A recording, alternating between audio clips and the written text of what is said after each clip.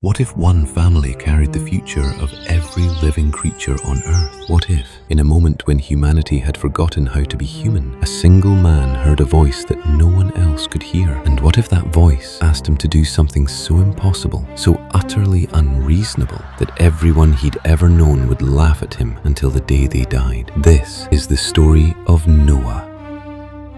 But it's not the simple story you might think you know. It's a story about fear and faith, about family and sacrifice, about a world that lost its way, and one man who chose to believe in something he couldn't yet see.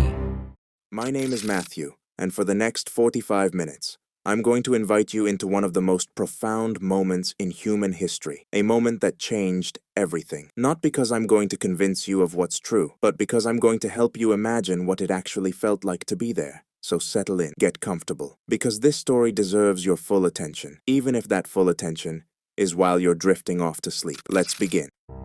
Picture yourself standing on a hillside somewhere in ancient Mesopotamia. We're talking about a time somewhere around 2,000 to 3,000 years before the birth of Christ. The landscape stretches out before you in waves, not mountains, but something gentler. Rolling hills that flow toward distant rivers, the Tigris and Euphrates rivers. These are the arteries of civilization. This is where humanity has chosen to build, where cities rise and grow fat with commerce. In those days, civilization wasn't spread across the world the way it is now. It was concentrated, clustered around water sources like moths drawn to flame.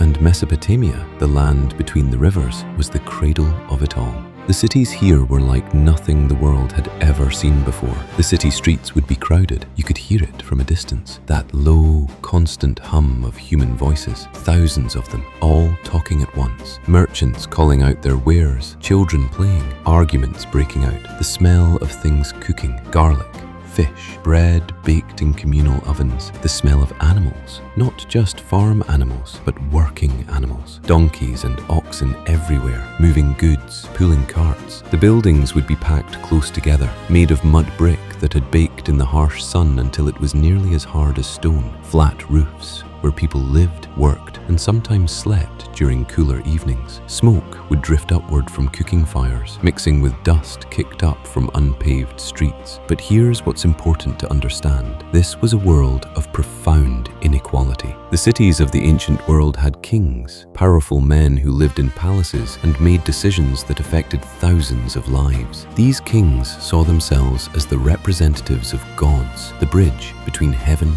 and earth, and they used this power not always wisely. Below the kings were the nobles and merchants, men who had found ways to accumulate wealth, to own land, to control trade routes. They lived well. Their homes were larger, built with better materials. Their clothes were finer. Their tables never lacked for food. And then there were everyone else, the farmers who worked the land, giving much of what they grew to those who owned it, the laborers who built the cities, the temples, the monuments that made them impressive, the servants and slaves who had no choice but to follow orders, the widows and orphans with no one to protect them, the people living on the margins, doing what they could to survive. And across all of this, across every city, every street, every home, something was rotting from the inside out. Historical records from this period, inscriptions on stone tablets and clay, tell us something disturbing. Violence was woven into the fabric of life. It wasn't something that happened occasionally. It was normalized, expected, part of the system. Wars between cities over water rights and territory, kings ordering executions of political rivals, the strong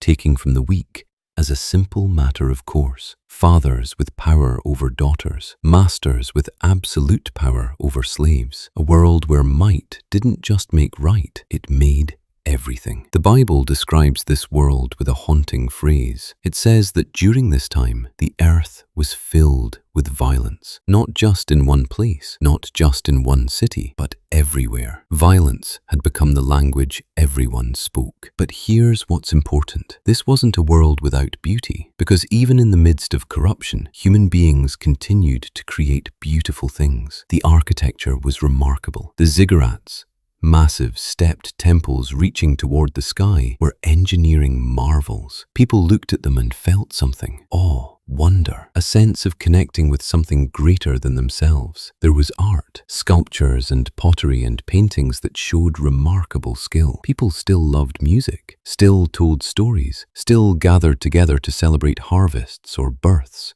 or victories. Families existed, real families, with real love. Mothers held their children and hoped for better futures. Fathers worked to feed their sons and daughters. Grandparents passed down knowledge and stories. There was laughter. There were moments of genuine joy. The contradiction of human beings is that we can be both beautiful and terrible at the same time. We can create and destroy, love and hate, hope and despair, all within the same heart. This was the world into which Noah was born. This ancient, violent, creative, corrupt world. A world that had, somehow, wandered far away from whatever humanity was meant to be. A world that was about to experience something it had never experienced before.